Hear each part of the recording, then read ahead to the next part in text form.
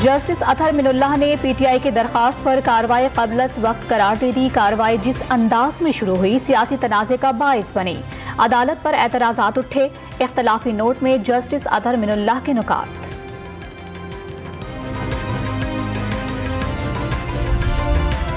मरियम औरंगजेब ने अतहर मिनुल्लाह का इख्तलाफी नोट सवालिया निशान करार दे दिया।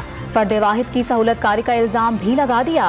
प्रेस कॉन्फ्रेंस के दौरान दावा किया कि अब मामला सिर्फ इलेक्शन का नहीं रहा, अदालत की कार्रवाई मुतनाज़ हो गई है।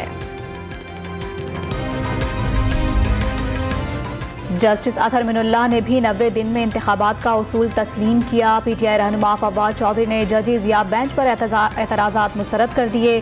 वाज़ेह कर दिया कि बुनियादी मसला तो इंतखाबात का है।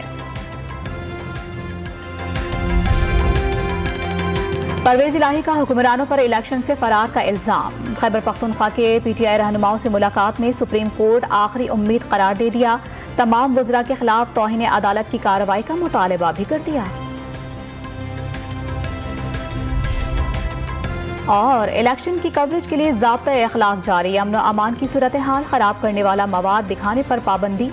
मीडिया के नुमाइंदे इलेक्शन के अमल में रुकावट नहीं बनेंगे। नोटिफिकेशन जारी।